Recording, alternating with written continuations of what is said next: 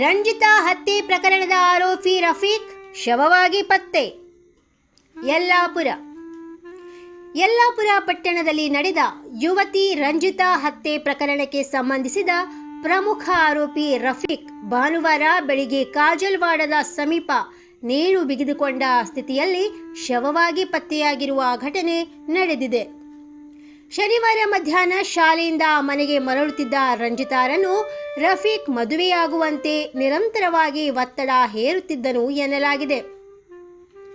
ಮದುವೆಗೆ ಆಕೆ ಒಪ್ಪದೆ ನಿರಾಕರಿಸಿದ ಹಿನ್ನೆಲೆಯಲ್ಲಿ ಆಕ್ರೋಶಗೊಂಡ ರಫೀಕ್ ಕುತ್ತಿಗೆಗೆ ಚಾಕು ಇರಿದು ಭೀಕರವಾಗಿ ಹತ್ಯೆ ನಡೆಸಿದ್ದಾನೆ ಎಂಬ ಆರೋಪ ಕೇಳಿಬಂದಿದೆ.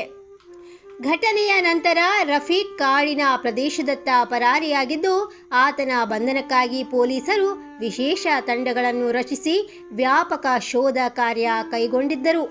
ಆದರೆ ಆತ ಯಾವುದೇ ತಂಡದ ಕೈಗೆ ಸಿಕ್ಕಿರಲಿಲ್ಲ.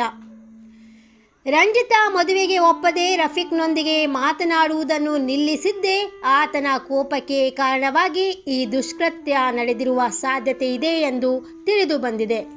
ಇದೀಗ ಆರೋಪಿ ರಫೀಕ್ ಶವವಾಗಿ ಪತ್ತೆಯಾಗಿದ್ದು, ಆತನ ಸಾವಿನ ಹಿನ್ನೆಲೆ ಹಾಗೂ ಘಟನೆಗೆ ಸಂಬಂಧಿಸಿದ ಎಲ್ಲ ಅಂಶಗಳ ಕುರಿತು ಪೊಲೀಸರು ತನಿಖೆ ಮುಂದುವರೆಸಿದ್ದಾರೆ.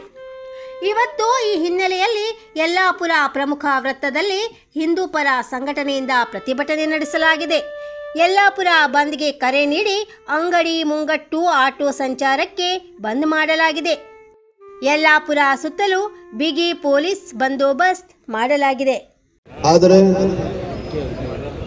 ದೇಶದ್ರೋಹಿ,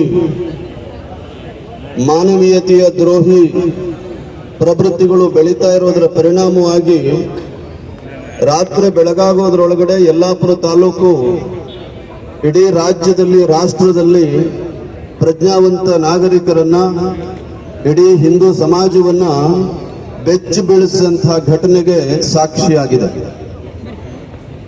ನಾವು ಯಲ್ಲಾಪುರದ ಘಟನೆಯನ್ನ ಒಂದು ಬಿಡಿಯಾದಂತಹ ಘಟನೆ, ಯಾರೋ ಇಬ್ಬರ ನಡುವೆ ನಡೆದಂತಹ ಪ್ರೀತಿ ಪ್ರೇಮದ ವೈಫಲ್ಯದ ಘಟನೆ ಅಂತ ನಾವು ಆಲೋಚನೆ ಮಾಡಬೇಕಾಗಿಲ್ಲ ಬಂಧುಗಳೇ.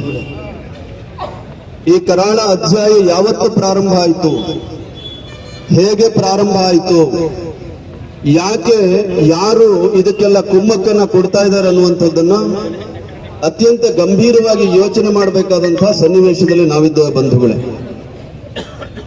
2.5 ವರ್ಷದ ಹಿಂದೆ ಈ ರಾಜ್ಯದ ರಾಜಕೀಯ ಇತಿಹಾಸದಲ್ಲಿ ಅತ್ಯಂತ ಕರಾಳ ಅಧ್ಯಾಯ ಒಂದು ಪ್ರಾರಂಭ ಆಯಿತು.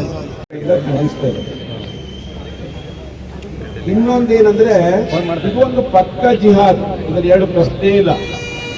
ಕೊಲೆ ಮಾಡಿದವನು ಆರೋಪಿಯೇ, ಅವನ ಮೇಲೆ ಆತ್ಮಹತ್ಯೆ ಮಾಡಿ ಏನೇ ಮಾಡಿದ್ರು ಅವನು ಆರೋಪಿ ಆಗ್ತಾನೆ. ಅದಕ್ಕೆ ಹಿನ್ನೆಲೆ ಯಾರ್ಯಾರಿದ್ದಾರೆ ಅವರೆಲ್ಲರೂ ಆರೋಪಿ ಆಗಬೇಕು. ಈಗಾಗಲೇ ನಾನು ಜಿಲ್ಲಾ ವರಿಷ್ಠ ಪೊಲೀಸ್ ಅಧಿಕಾರಿಗಳನ್ನು ಭೇಟಿ ಮಾಡಿ ಕೂಡ ಬಂದಿದ್ದೀನಿ. ಆತನ ಬಾಡಿ ಸಿಕ್ಕಿದೆ ಅನ್ನುವಂಥದ್ದನ್ನು ಅವರು ಆಗ ನನಗೆ ಮಾಹಿತಿ ಕೊಟ್ಟು ಅಧಿಕೃತವಾದ ಹೇಳಿಕೆ ಕೂಡ ಕೊಡಲಿದ್ದಾರೆ. ಅದು ಬೇರೆ ಭಾಗ. ಆದರೆ ಇಡೀ ರಾಜ್ಯದಲ್ಲಿ ವಿಶೇಷವಾಗಿ ಹಿಂದೂ ಸಮಾಜದ ಮೇಲೆ ನಡೀತಾ ಇರುವಂತಹ ಬರ್ಬರವಾದಂತಹ ಹತ್ಯೆ, ಅತ್ಯಾಚಾರ, ಅಪಮಾನ ಇದೇನಿದೆ, ಒಟ್ಟಾರೆಯಾಗಿ ರಾಜ್ಯ ಸರ್ಕಾರ ಅತ್ಯಂತ ನಿಷ್ಕ್ರಿಯ ಒಂದು ಈ ರಕ್ಷಣೆಯ ಯೋಜನೆ ಹೊಂದಿದೆ ಅಂತ ನನಗೆ ಅನಿಸ್ತದೆ. ಕೊನೆಯಲ್ಲಿ ಗೃಹ ಸಚಿವರು ಅಥವಾ ಇನ್ಯಾವುದೋ ಸಂಬಂಧಪಟ್ಟಂತ ಸಚಿವರು ಹೇಳಿಕೆ ಕೊಟ್ಟು ಬಿಡ್ತಾರೆ. ಅದು ವೈಯಕ್ತಿಕ ಸಮಸ್ಯೆ ಆಗಿತ್ತು, ಅದರ ಬಗ್ಗೆ ಬಹಳ ಏನು ತಲೆ ಕೆಡಿಸುವಂಥದ್ದಿಲ್ಲ, ನಾವು ಯೋಗ್ಯ ತನಿಖೆ ಮಾಡ್ತೀವಿ ಅಂತ ಹೇಳಿ ಆ ವಿಷಯವನ್ನ ಒಂಥರ ಅದಕ್ಕೊಂದು ಶಕ್ತಿ ಕಳೆದೋಗಂತೆ ಮಾಡ್ತಾರೆ. 87 ವರ್ಷದಿಂದ ಗ್ರಾಹಕರ ವಿಶ್ವಾಸದಡಿಯಲ್ಲಿ ನರಸಿಂಹ ಮಾರ್ಕೆಟ್ ಕಾರವಾರ ಆಧ್ಯಾತ್ಮಿಕ, ಧಾರ್ಮಿಕ, ಪೂಜಾ ಸಾಮಗ್ರಿಗಳ ಹಾಗೂ ಸಾಂಪ್ರದಾಯಿಕ ಶೈಲಿಯಲ್ಲಿ ಮನೆಯಲ್ಲಿ ತಯಾರಿಸಲ್ಪಟ್ಟ ಶುದ್ಧ ಹಾಗೂ ರುಚಿಕರ ತಿಂಡಿ ತಿನಿಸುಗಳ ಏಕೈಕ ಮಳಿಗೆ. ಪೂಜಾ, ಹೋಮ, ಹವನ, ಮದುವೆ, ಮುಂಜಿ, ಗೃಹ ಪ್ರವೇಶ ಎಲ್ಲ ಕಾರ್ಯಕ್ಕೆ ಬೇಕಾಗುವ ಪೂಜಾ ಸಾಮಗ್ರಿಗಳು, ಬಾಳೆ ಎಲೆ, ಬಾಳೆಗಿಡ, ಬಾಳೆಗೊನೆ, ಮಾವಿನ ತೋರಣ, 5 ಜಾತಿಯ ಜೋಡು ಹಣ್ಣುಗಳು, ಬೇಲಪತ್ರೆ, ತುಳಸಿ, ಹರಿಯಾಳ, ಶಂಖ, ರುದ್ರಾಕ್ಷ, ಕಡಧಾನ್ಯ, ಬಾಸಿಂಗ, ಮದುವೆ ಡಿಸೈನ್ ಕಾಯಿ, ಹೂವಿನ ಹಾರ, ಆಕಳ ಶುದ್ಧ ಹಾಲು, ಶುದ್ಧ ಗೋಮೂತ್ರ, ತುಪ್ಪ ಸಿಗುತ್ತದೆ. ನಿಮಗೆ ಲಭ್ಯವಿರುವ ವಸ್ತು ಕಾರವಾರದ ಯಾವುದೇ ಭಾಗದ ಮನೆಗೆ ಮುಟ್ಟಿಸುವ ವ್ಯವಸ್ಥೆಯ ನಮ್ಮ ನರಸಿಂಹ ಮಾರ್ಕೆಟ್ ಕಾರವಾರ. ಒಮ್ಮೆ ಭೇಟಿ ನೀಡಿ ಖಚಿತಪಡಿಸಿಕೊಳ್ಳಿ. Narasimha market, Raikar manner, Kaikini road, Karwar. Mobile number 9242121334.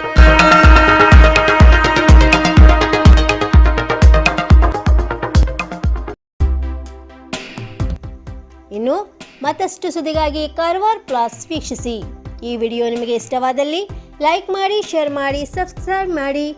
ಧನ್ಯವಾದಗಳು.